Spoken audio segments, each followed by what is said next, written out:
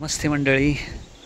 आज आपण ऐतिहासिक अशा एका घराचं पर्यटन करणार आहोत, ज्या घरामध्ये मराठी साहित्यातील एक अतिशय म्हणजे मराठी साहित्याचा अर्धव्यू म्हटलं तरी चालेल अशी एक व्यक्ती जन्माला आली. अशा अत्यंत म्हणजे आता काय त्यांच्याविषयी शब्दच बोलायला अपुरे अशा कवी केशवसुतांचं घर आज आपण पाहणार आहोत. आज आपण आहोत कोकणातील मालगुंड येथे आणि मालगुंड येथील कवी केशवसुतांचं स्मारक आणि त्यांचं हे अतिशय पुरातन असं घर आज आपण पाहणार आहोत. काही वास्तू ह्या त्या घरातल्या व्यक्तींमुळे अजरामर होतात. त्यापैकीच असलेली ही एक अशीच एक नतमस्तक व्हावं अशी एक वास्तू, ते म्हणजे आपल्या कवी केशवसुतांचं मालगुंड येथील स्मारक आणि त्यांचं हे घर. पूर्वीच्या काळी कोकणामध्ये अशा प्रकारची घरं असायची आणि त्याचं महाराष्ट्र शासनाने अतिशय सुंदर असं जतन केलेलं आहे आणि तेच घर आज आपण पाहणार आहोत. पूर्वीच्या काळी लिहिण्यासाठी असे डेस्क असायचे. घरात आल्यानंतर अशा प्रकारची ओसरीतून आतमध्ये माझघर अशा प्रकारची घराची रचना असायची. त्यावेळेस वीज नव्हती, त्यामुळे अशा प्रकारचे कोनाडे आणि त्यामध्ये पंती लावली जायची. या अशा खुंटीला कंदील लावले जायचे. आता आपण घराच्या मजघरामध्ये प्रवेश करणार आहोत. पूर्वीच्या काळी घरं अशी प्रशस्त असायची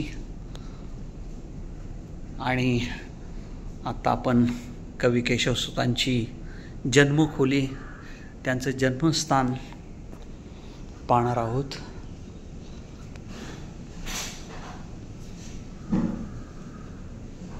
त्या काळी या वास्तूमध्ये कशा प्रकारचं वातावरण असेल याची कल्पनाच न केलेली बरी. केवढी प्रतिभा या घराने पाहिली असेल. अतिशय प्रसिद्ध अशा कवितांचा जन्म या घरामध्ये झाला. आज कामाच्या निमित्ताने हे घर पाहण्याचा योग आला.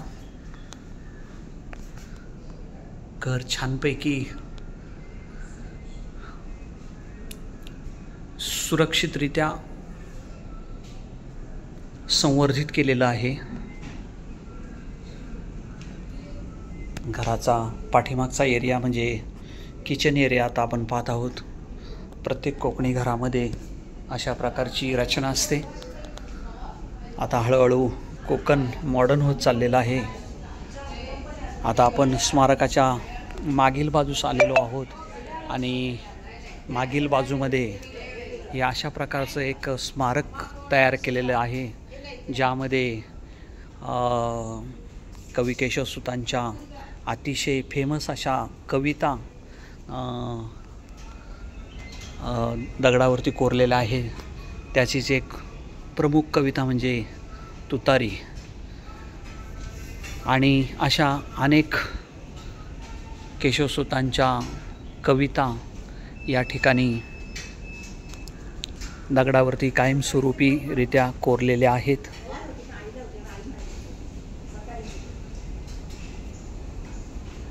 अतिशय मराठी साहित्याच्या दृष्टिकोनातून अतिशय महत्त्वाचं असं ठिकाण. आमच्या लहानपणी झपूर्झा नावाची एक कविता मी हे केली होती आणि तीच कविता आज आपल्यासमोर. वाचन संस्कृती कमी होते, पण या अशा स्मारकांमुळे त्याला संवर्धनामध्ये थोडंसं बळ मिळतं आहे. आज नवीन कविता फार कमी आणि कवी केशवसुतांची अशीच एक प्रसिद्ध अशी कविता नवा शिपाई.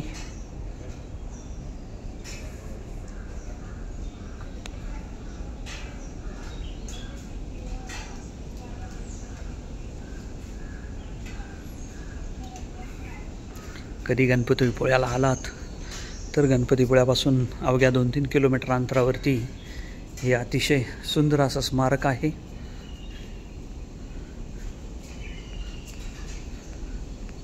आणि त्याची देखभाल दुरुस्ती देखील अतिशय अप्रतिम आहे.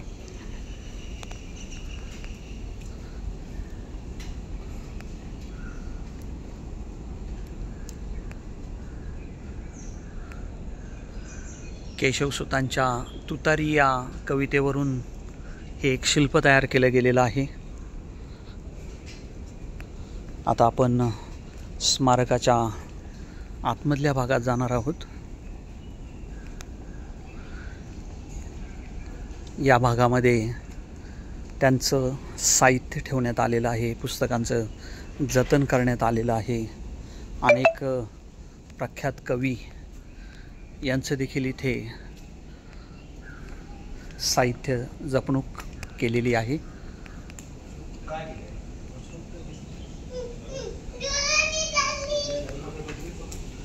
या भागामध्ये जर आपण आलो तर इथे अनेक साहित्यिकांच्या